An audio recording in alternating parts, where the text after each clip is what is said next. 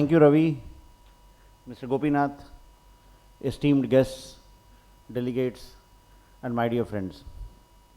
It's indeed feels a lot different to come to actually a physical event and speak from the dais, because for the last 2 years we have been used to speaking to a screen with most people with their cameras off, and sometimes one doesn't even know when you're speaking on a virtual conference how many people are actually listening or how many people are doing something else while connected onto a virtual conference. So indeed, as we are seeing the pandemic coming down, the vaccination going up, people developing immunities, even though last few weeks the cases are rising, but still it's good to see people back, it's good to meet people in a hybrid environment, and good to connect with people in real life, listen from them, see how things have evolved over the last 2 years, and use the inputs received to work out the agenda for the future. As Ravi mentioned, when we talk of the post-COVID world, of course, post-COVID world we have been talking for almost a year now, and if we also connect with the current geopolitical situation and the current global context, especially with the context of the Russia-Ukraine conflict, so both these two events, which are marking the lives, the times that we are living in today, have a common learning for us, have a common significance for us, and that is the importance of being self-sufficient, the importance of being AatmaNirbhar, the importance of ensuring that if supply chains get disrupted because of a event like COVID or because of conflict in the world, and because of world being divided into different camps, how do we survive? How do we ensure that business continuity continues? How do we ensure that life continues? And how do we ensure that we as a nation are able to emerge stronger from the situation that is in? So when you look at that, the economic decisions that the government has taken, especially in the context of the economic growth that we are talking of, whether it's the PLI scheme for electronics manufacturing.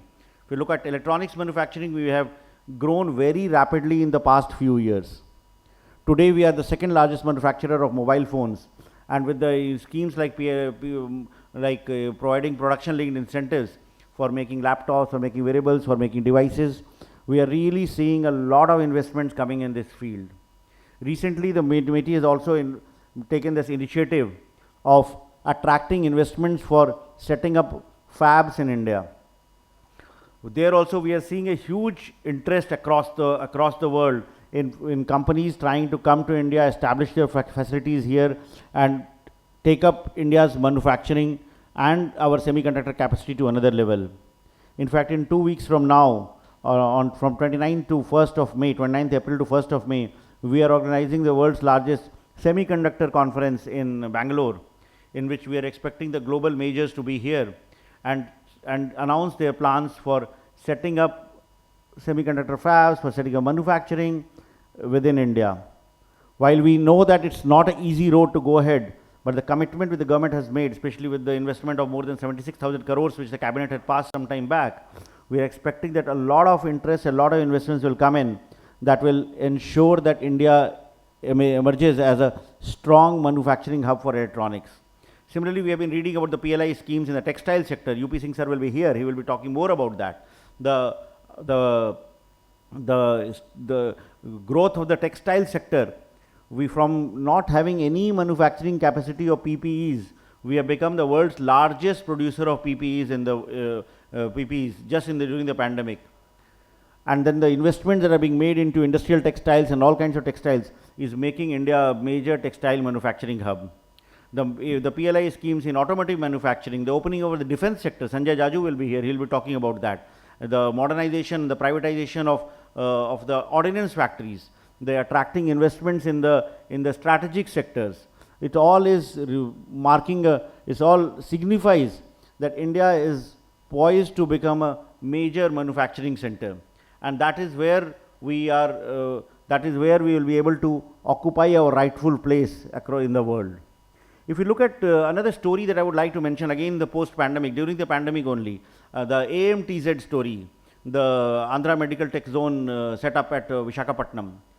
During the pandemic, the whole setup has been set up, and today we have become self-sufficient in manufacturing of and production of most medical equipments. The one very startling data point was, which I read about it in some time back in the book written by Mr. Jitendra Sharma, who is the CEO of AMTZ. We were dependent on our neighboring country for more than 80% of our requirements of surgical instruments. And any guesses for which country that was, from where we were importing all our surgical instruments? Pakistan. So Pakistan, Sialkot is one of the world's largest manufacturer of surgical instruments. And we were importing most of our surgical instruments from Pakistan till the pandemic.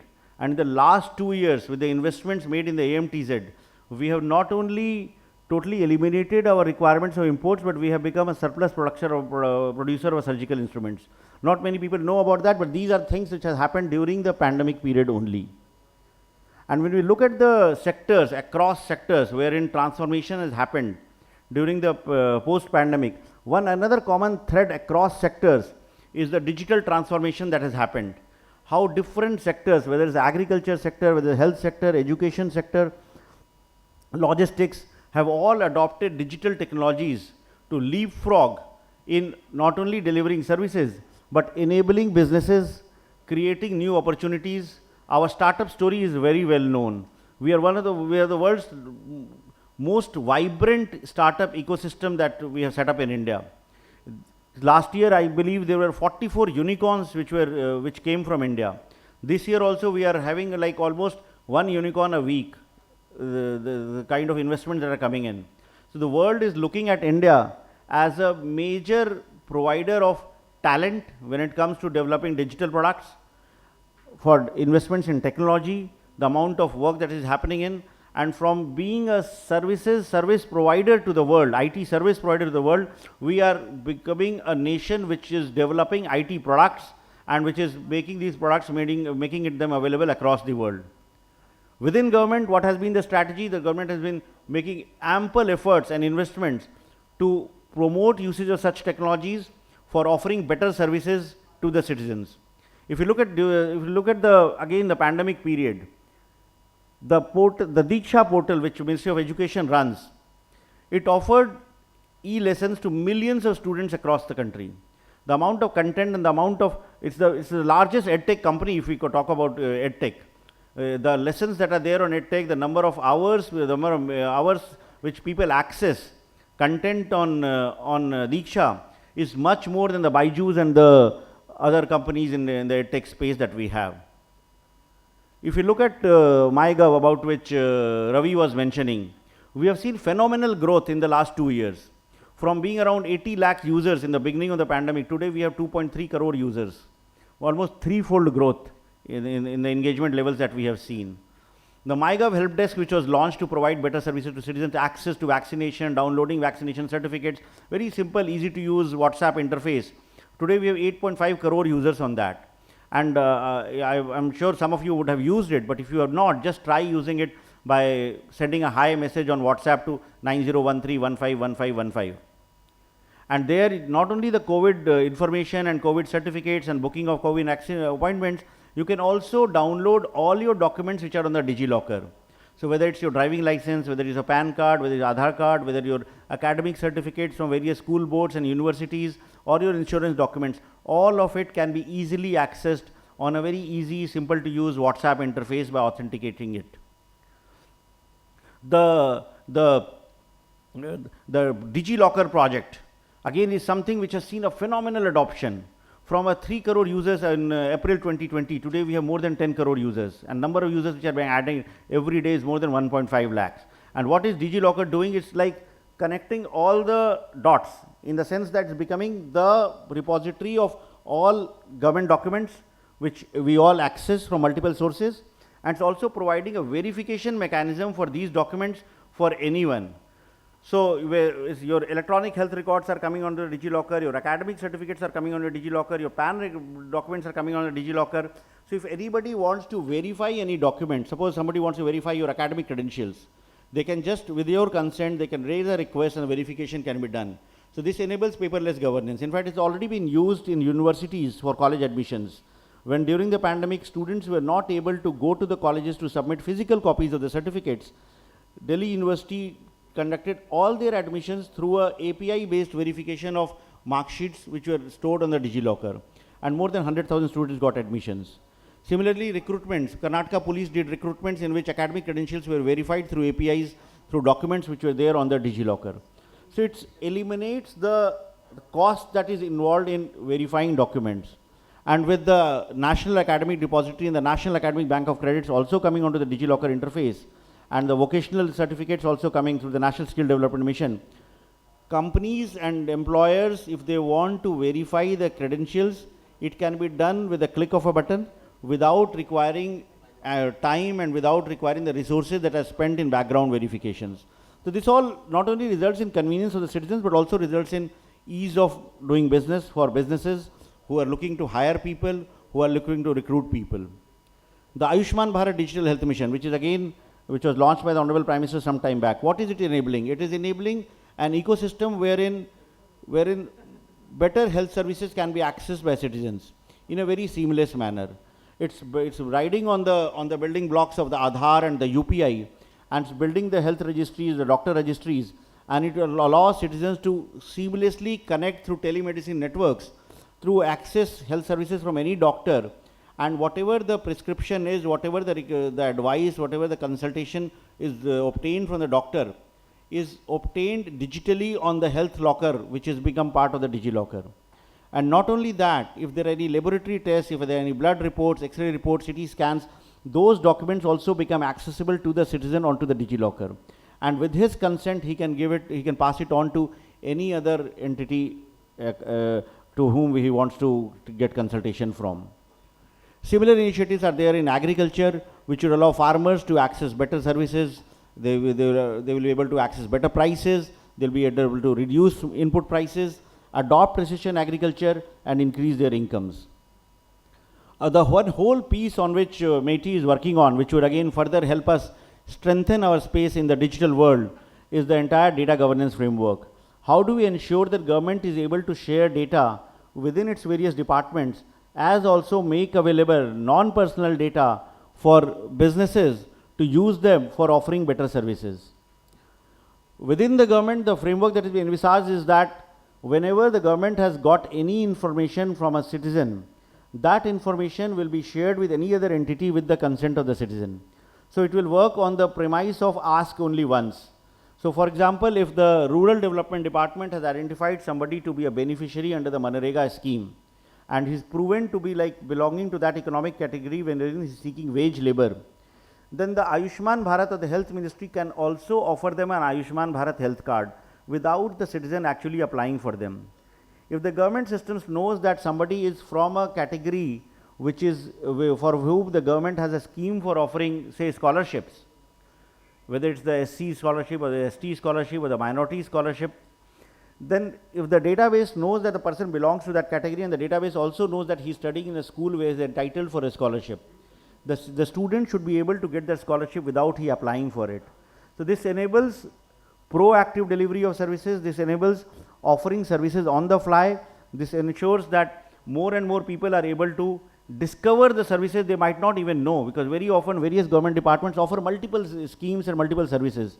The citizens for whom these schemes are meant for, sometimes they are not even aware that this scheme is there. This scheme agriculture is implementing, a corporation is implementing, or some other department is implementing.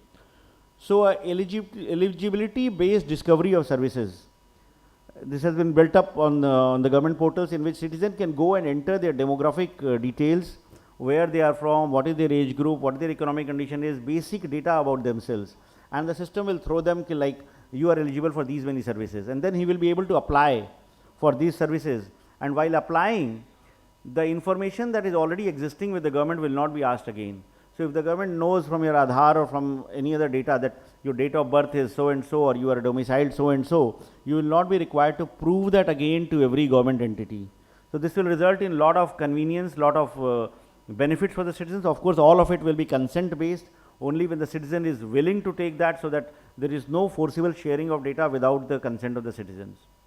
And when this kind of data is available with the government, and then it's anonymized and with privacy prevention tools and made available on the open data portal, it also results in giving an opportunity to entrepreneurs and startups to build solutions on top of it. And that is where the real potential of AI will come in. Like we are trying to say that India has a great potential of building a artificial intelligence based solutions. But the core of artificial intelligence based solutions will really remain on the kind of data sets that are available. So if you have data sets with regard to soil health across the country, if you have data sets about crop production data, if you have data sets about incidence of diseases, if you have data sets of say X-ray images which can be used to detect tuberculosis. So based on that, entrepreneurs and techies can build solutions. And any solution that is built using data science and using artificial intelligence, if that solution works in India, that solution will also work for across the world. So that's where the focus is. India's national strategy on AI focuses on that, how we can use the data that is available, how we can use the talent that is available in India, how we can work with the tech companies which are available in India to use it for building solutions, for solving societal problems, for building solutions that can create not only value for India and Indians, but also value for the world. And that's where we intend to go with this entire focus on building a digital economy for making an AatmaNirbhar Bharat, of developing solutions within India, deploying across the world. So these were some of the thoughts that I wanted to share. I see it's 10 o'clock and my scheduled time is also almost over, and welcome Mr. Jaju also here for the next talk. So I thank you, Ravi, for giving me this opportunity to share these thoughts, and I'm happy to see the deliberations over your 2-day conference and see what are the things that we can further use it for finalizing our action plans. Thank you.